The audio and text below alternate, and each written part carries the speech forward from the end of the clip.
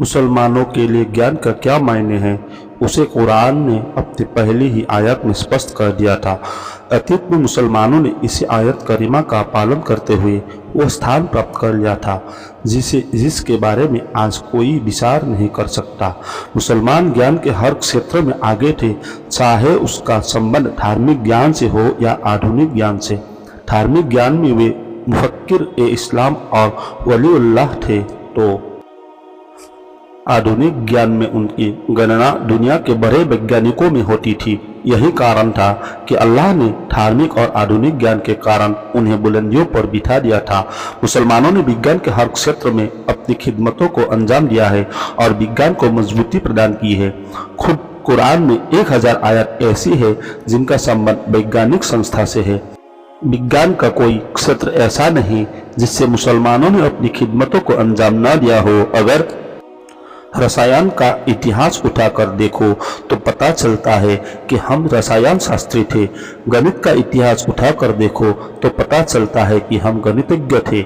जीव बताती है कि हमें जीव विज्ञान में उच्च स्थान प्राप्त था, लेकिन इन सब की वजह मुसलमानों का इस्लाम से, कुरान से, अल्लाह से जुड़ा होना था। कोई साइंसदान हाफिज था तो कोई किसी मदरसे का कुल शुद्ध करता। तब हम तादाद में कम थे, लेकिन ज्ञान के हुनर और फन में हमारा कोई सानी नहीं था। हमारे ज्ञान व कला को देखकर विरोधी तक हमारी प्रशंसा करने के लिए मजबूर हो जाते थे। आज हम करोड़ों में हैं, लेकिन यह फन हमारे हाथों से निकलता जा रहा है, क्योंकि हमारा संबंध अल्लाह और उसके रसूल से हटता जा रहा है। मुस्लिम वैज्ञानिकों की विज्ञान में अंजाम दी गई सेवाओं का एक हिस्सा आपकी सेवा में।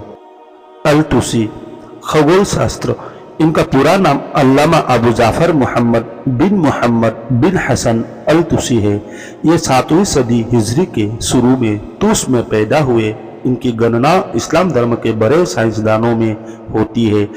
इन्होंने बहुत सारी किताबें लिखी, जिनमें सबसे अहम शकल उल किताब है। यह पहली किताब थी जिसने त्रिकोणमिति को खगोल शास्त्र से अलग किया। अल-तुसी ने अपनी रसदगाह में खगोलीय टेबल बनाया, जिससे यूरोप ने भरपूर फायदा उठाया। अल-तुसी ने बहुत से खगोलीय समस्या को हल किया और बल्म्यूस से ज्यादा आसान खगोलीय मानचित्र बनाया। उन्हीं की मेहनत और परिश्रम ने कोपरनिकस को सूरज को सौर मंडल का केंद्र करार देने में मदद दी। इससे पहले पृथ्वी को ब्रह्मांड का केंद्र माना जाता था। इन्होंने आज के आधुनिक खगोल का मार्ग प्रशस्त किया। इसके साथ उन्होंने ज्यामिति की दृष्टिकोण में नए तथ्य शामिल किए। मशहूर इतिहासकार सरता लिखता है, तुसी इस्लाम के सबसे महान वैज्ञानिक और सबसे बड़ी गणितज्ञ थे। इसी मशहूर वैज्ञानिक ने त्रिकोणमिति की बुनियाद डाली और उससे संबंधित कई कारण भी बतलाए। खगोल विज्ञान की पुस्तकों में अल तस्किरा अल नासरिया, जिसे तस्किरा फी इल्म नसख के नाम से भी जाना जाता है, खगोल शास्त्र की एक मशहूर किताब है, जिसमें इन्होंने ब्रह्मांड प्रणाली में हरकत की महत्वता, चांद का परिसंचरण और उसका हिसाब, धरती पर खगोलीय प्रभाव, कोह, रेगिस्तान, समुद्र, हवाएं और सौर प्रणाली के सभी विवरण स्पष्ट कर दिए। तुसी ने सूर्य और चंद्रमा की दूरी को भी स्पष्ट किया और यह भी बताया कि रात और दिन कैसे होते हैं। जाबिर बिन हियान रसायन शास्त्री, जाबिर बिन हियान, जिन्हें इतिहास का पहला रसायन शास्त्री कहा जाता है, उसे पश्चिमी देश में गेबर नाम से जाना जाता है। इन्हें रसायन विज्ञान का संस्थापक माना जाता है। इनका जन्म 733 ईस्वी में टूस में हुई थी। जाबिर बिन हियान ने ही एसिड की खोज की। इन्होंने एक ऐसा एसिड भी बनाया जिससे सोने को भी पिघलना मुमकिन था। जाबिर बिन हियान पहले व्यक्ति थे जिन्होंने पदार्थ को 3 भागों, वनस्पति, पशु और खनिज में विभाजित किया। इसी मुस्लिम साइंसदान ने रासायनिक यौगिकों को जैसे कार्बोनेट, आर्सेनिक, सल्फाइड की खोज की। नमक के तेजाब, नाइट्रिक एसिड, सोरे के तेजाब और फॉस्फोरस से जाबिर बिन हियान ने ही दुनिया को परिचित कराया। जाबिर बिन हियान ने मोम जमा और खिजाब बनाने का तरीका खोजा और यह भी बताया कि वार्निश के द्वारा लोहे को जंग से बचाया जा सकता है। जाबिर बिन हियान ने 200 से अधिक पुस्तकें रचना में लाई, जिनमें किताब उल रहमा, किताब उल तज़मिया, ज़ैबक अल शर्की, किताब उल मुअज्जिन अल सगीर को बहुत लोकप्रियता प्राप्त है, जिनका अनुवाद विभिन्न भाषाओं में हो चुका है। अल जज़री अपने समय के महान वैज्ञानिक थे। इंजीनियरिंग के क्षेत्र में इन्होंने अपार सेवाएं प्रदान की। इस महान वैज्ञानिक ने अपने समय में इंजीनियरिंग के क्षेत्र में इनकलाब बर्पा कर दिया था। इनका सबसे बड़ा कारनामा ऑटोमोबाइल इंजन की गति का मूल स्पष्ट करना था, और आज इन्हीं के सिद्धांत पर रेल के इंजन और अन्य मोबाइलों का आविष्कार संभव हो चुका। अल जज़री ने ही सबसे पहले दुनिया को रोबोट का मंसूबा अता किया। इन्होंने ही पानी निकालने वाली मशीन का आविष्कार किया और कई घड़ियों की भी खोज की, जिनमें हाथी घड़ी, केसल घड़ी, मोमबत्ती घड़ी और पानी घड़ी भी शामिल थी। इब्न अल हिसाम का पूरा नाम अबू अली अल हसन बिन अल हिसाम है। यह इराक के ऐतिहासिक शहर बसरा में 965 ईसाई में पैदा हुए। इन्हें भौतिक विज्ञान, गणित, इंजीनियरिंग और खगोल विज्ञान में महारत हासिल थी।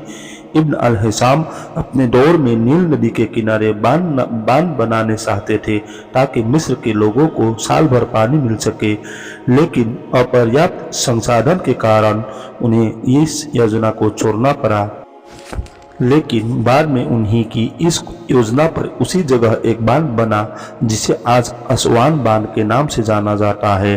अतीत में माना जाता था कि आँख से प्रकाश निकलकर वस्तुओं पर पड़ता है, जिससे वो वस्तु हमें दिखाई देती है। लेकिन इब्न अल हिसाम ने अफलातून और कई वैज्ञानिकों के इस दावे को गलत साबित कर दिया और बताया कि जब प्रकाश हमारे आँख में प्रवेश करता है तब हमें दिखाई देता है। इस बात को साबित करने के लिए इब्न अल हिसाम को गणित का सहारा लेना पड़ा। इब्न अल हिसाम ने प्रकाश के प्रतिबिंब और लसक की प्रक्रिया और किरण के निरीक्षण से कहा कि जमीन के अंतरिक्ष की ऊंचाई 100 किलोमीटर है। इनकी किताब उल मनाजिर प्रतिश्रवण के क्षेत्र में एक उच्च स्थान रखती है। उनके प्रकाश के बारे में की गई खोजें आधुनिक विज्ञान का आधार बनी। इब्न अल हिसाम ने आँख पर एक संपूर्ण रिसर्च की और आँख के हर हिस्से को पूरे विवरण के साथ अभिव्यक्त किया, जिसमें आज की आधुनिक साइंस भी कोई बदलाव नहीं कर सकी है। इन्होंने आँख का धोखा या भ्रम को खोजा, जिसमें एक विशेष परिस्थिति में आदमी को दूर की चीजें पास और पास की दूर दिखाई देती है। प्रकाश पर इब्न अल हिसाम ने एक परीक्षण किया, जिसके आधार पर अन्य वैज्ञानिकों ने फोटो कैमरे का आविष्कार किया। उनका कहना था कि अगर किसी अंधेरे कमरे में दीवार के ऊपर वाले हिस्से से एक बारीक शेड के द्वारा धूप की रोशनी गुजारी जाए तो उसके उल्टा अगर पर्दा लगा दिया जाए तो उस पर जिन जिन वस्तुओं का प्रतिबिंब पड़ेगा वह उल्टा होगा। उन्होंने इसी आधार पर पिन होल कैमरे का आविष्कार किया। इब्न अल हिसाम ने जिस काम को अंजाम दिया उसी के आधार पर बाद में गैलीलियो, कोपरनिकस और न्यूटन जैसे वैज्ञानिकों ने काम किया। इब्न अल हिसाम से प्रभावित होकर गैलीलियो ने दूरबीन का आविष्कार किया। इब्न अल हिसाम की वैज्ञानिक सेवाओं ने पिछले प्रमुख वैज्ञानिकों के चिराग बुझा दिए। इन्होंने इतिहास में पहली बार लेंस के आवर्धक पावर की खोज की।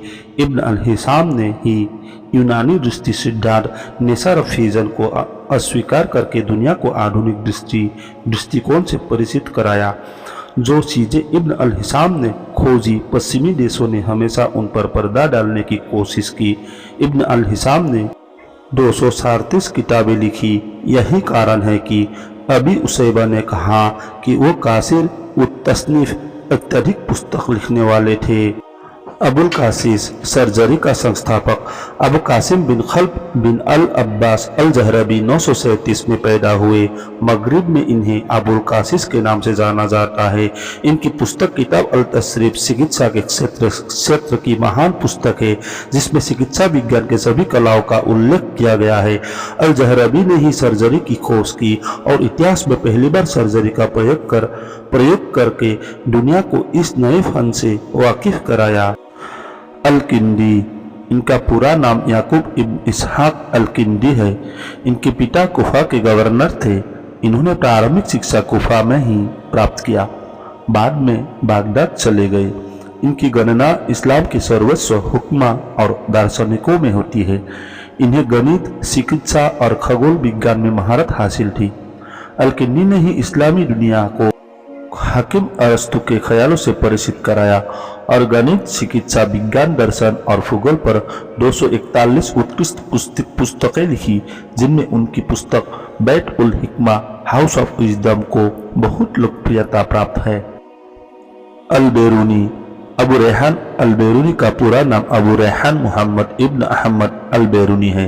ये 9 सितंबर 973 ईसाई को ख्वारिज्म के गांव बैरून में पैदा हुए। ये बहुत बड़े शोधकर्ता और वैज्ञानिक थे। अल-बेरूनी ने गणित, इतिहास के साथ भूगोल में ऐसी पुस्तकें लिखी है जिन्हें आज तक पढ़ा जाता है।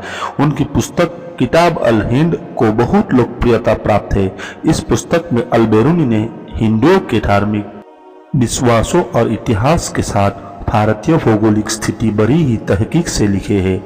बेरूनी ने कई साल हिंदुस्तान में रहकर संस्कृत भाषा सीखी और हिंदियों के ज्ञान में ऐसी महारत हासिल की कि ब्राह्मण भी आश्चर्य करने लगे। अल-बेरूनी की लिखी पुस्तक कानून मसूद खगोल विज्ञान और गणित की बहुत महत्वपूर्ण पुस्तक है। इस पुस्तक में ऐसे साक्ष्य पेश किए गए हैं जो और कहीं नहीं मिलते। स्वरूप, विज्ञान और गणित में अल-बेरूनी को महारत हासिल थी। इन्होंने भौतिक, इतिहास, गणित के साथ साथ धर्म, रसायन और भूगोल पर 150 से अधिक पुस्तकें लिखी। बेरूनी ने ही सबसे पहले पृथ्वी को मापा था। अल-बेरूनी ने आज से 1000 साल पहले महमूद गजनबी के दौर में मौजूदा पाकिस्तान आने वाले उत्तरी पंजाब के शहर पिंड दादन खान से 22 किलोमीटर दूर स्थित नंदना में रुके। इसी प्रवास के दौरान इन्होंने पृथ्वी की त्रिज्या को ज्ञात किया, जो आज भी सिर्फ 1% के कम अंतर के साथ दुरुस्त है। सभी वैज्ञानिक इस बात से हैरत में हैं कि अल-बेरूनी ने आज से 1000 साल पहले जमीन की माप इतनी सटीकता के साथ कैसे कर ली।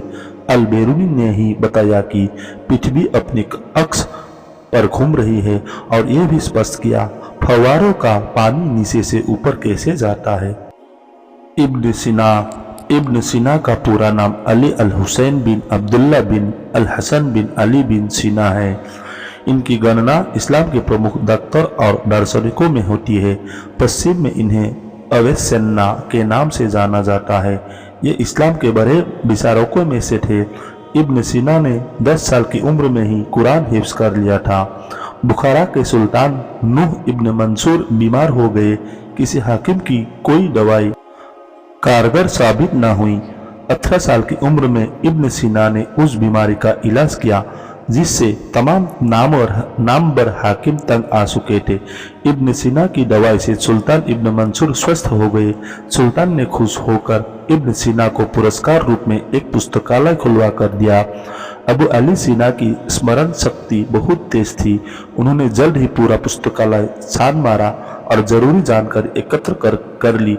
फिर 21 साल की उम्र में अपनी पहली किताब लिखी। अबू अली सीना ने 21 बड़ी और 24 छोटी किताबें लिखी, लेकिन कुछ का मानना है कि उन्होंने 99 किताबों की रचना की।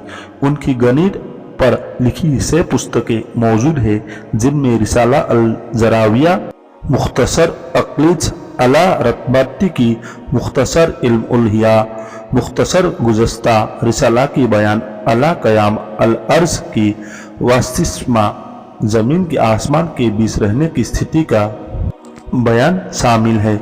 इनकी किताब अल कानून, कैनन ऑफ मेडिसिन, चिकित्सा की एक मशहूर किताब है जिनका अनुवाद अन्य भाषाओं में भी हो चुका है। उनकी यह किताब 19वीं सदी के अंत तक यूरोप की यूनिवर्सिटियों में पढ़ाई जाती रही। अबू अली सीना की वैज्ञानिक सेवाओं को देखते हुए यूरोप में अनेक नाम से डाक टिकट जारी किए गए हैं। आज हमें स्कूल और कॉलेजों में बताया जाता है कि मुसलमानों ने जब कुस्तुनतुनिया को अपने कब्जे में लिया तो वहाँ साइंस के और ज्ञान विज्ञान के तमाम स्रोत मौजूद थे, लेकिन मुसलमानों के लिए इन सब की कोई अहमियत न थी। इसलिए मुसलमानों ने उनको तबाह बर्बाद कर डाला। इस झूठे इतिहास को पढ़ाकर मुल्क हिंदुस्तान और दुनिया के तमाम मुल्क के शिक्षा प्राप्त कर रहे विद्यार्थियों की मानसिकता को बदला जाता है और हकीकत को पैरों तले कुचल दिया जाता है। और मुसलमान भी इसी झूठे इतिहास को पढ़ता रहता है, क्योंकि उसे असलियत का पता नहीं होता। उसे ये इल्म नहीं होता कि हमने बहर ए जुल्मात में घोड़े दौड़ाए हैं, हमने समंदरों को सीने साफ किए हैं, हम ही ने परिंदों की तरह इंसान को परवास करना सिखाया है, हम ही ने साइंस को महफूज किया है। बड़ी अजीब की बात है कि मुसलमानों ने अपना इतिहास भुला दिया।